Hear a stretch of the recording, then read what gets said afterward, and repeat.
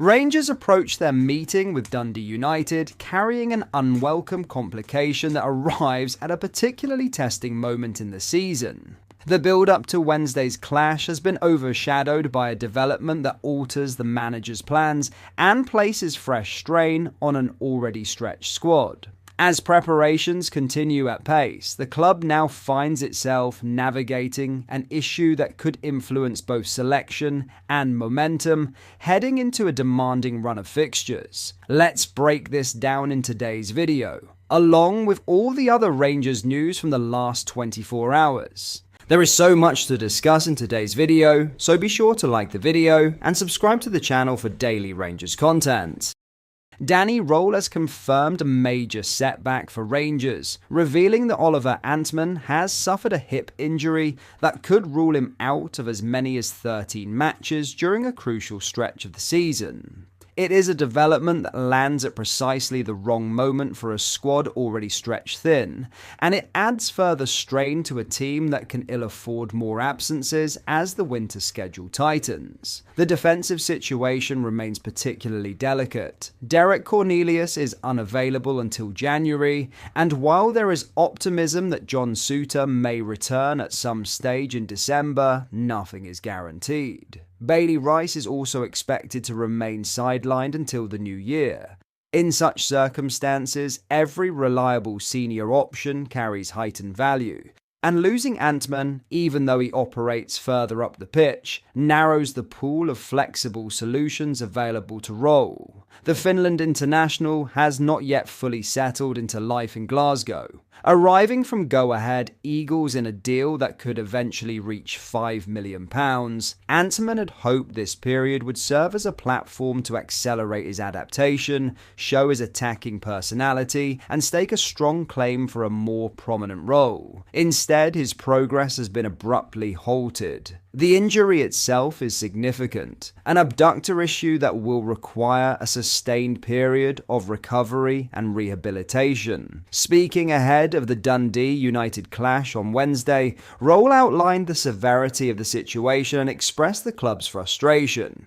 Ollie is out for 8 weeks with a hip injury, he said, as quoted by the Glasgow Times. The timeline places Antman's possible return at around 27th January, though that is merely the point at which he is expected to be cleared for a return to the training pitch. Match sharpness will be an entirely separate hurdle. If all goes smoothly, the earliest realistic fixture he could feature in is the meeting with Porto on the 29th of January. But given the physical demands of Rangers' system under Röhl, a structure built on energy, fluidity, and aggressive transitions, it is conceivable that Antman may need an extended period before he looks anything like the player the club hoped to mould this season.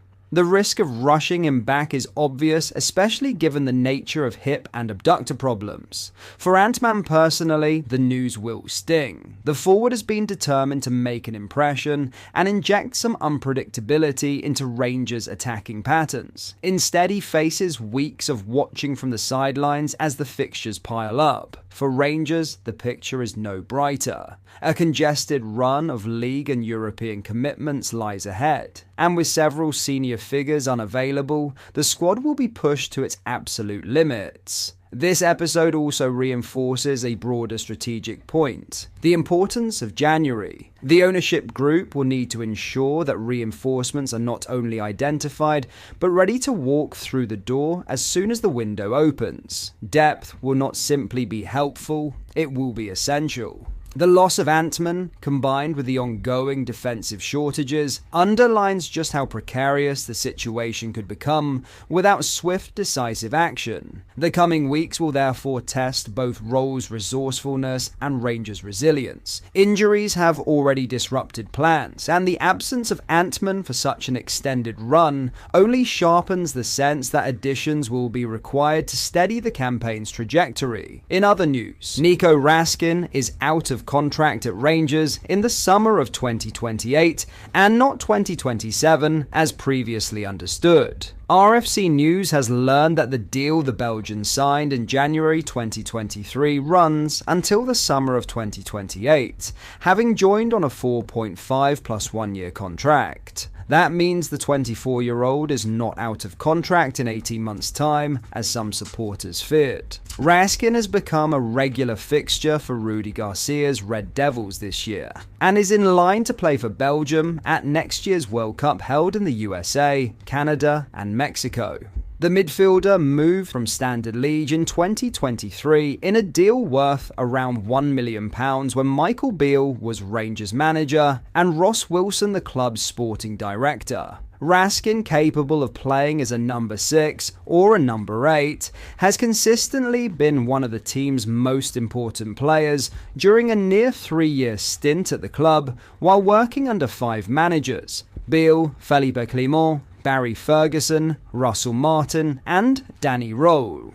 The number 43 saw his future at the club cast into doubt earlier this year when Martin dropped him from the matchday squads to face Celtic and Hearts. Martin, who would be sacked in October, clashed with Raskin following the club's 6-0 defeat against Club Brugge in the Champions League playoff, having also dropped him alongside James Tavernier following a 1-1 draw against Motherwell on the opening day of the season. Rangers did attract interest for the player in the final days of the transfer window, with Besiktas a realistic destination, but the Belgian did not want to leave the club, and he would later be reintroduced into Martin's side. Speaking last Tuesday about the period under Martin, Raskin said, "It was difficult, I can't lie. It was really difficult for me that period, and I am still trying to get back to my best form, whether it is physically or mentally. I think it has not been great, and I have not enjoyed every part of it. I have read a lot of wrong stuff every here and there, but I had to be quiet and just try to do my best to get back to playing, and to get back to helping the team, which I tried to do." Asked if he felt he was portrayed as the bad guy when dropped from the team, Raskin admitted, "I think there was a picture that had been tried to be painted on me by the time I wasn't really aware of what was happening in the building. There was a point where it was tough, and I had a clear indication that my future was in doubt, but like I said, I have had loads of support here, whether it is from the players, from the staff, everyone in the building, people who are very good with me to help me keep my focus and keep my head here." Indeed, recently his father, Thierry Raskin, said his son's plan was not to leave Rangers in January, instead focusing on working with Röhl at Ibrox and keeping his place in the team during a World Cup season. Raskin won Men's Player and Players Player of the Year awards at the club for his performances across the 2024/25 season. Having suffered an injury early in Clement's tenure at Ibrox, it took the midfielder until the autumn of 2024 to earn a place in the team, performing consistently in Europe and impressing in Old Firm games. Raskin has started every game under the new head coach Röhl and also played 180 minutes across 2 World Cup qualifiers for Belgium during the most recent international break. But that is all for today's video. Thank you for watching. I hope you enjoyed. If you did, please make sure you hit the like button and subscribe to the channel. We post all the latest Rangers news every single day, so join our fast growing community so you never miss out. Thank you. I'll see you in the next video.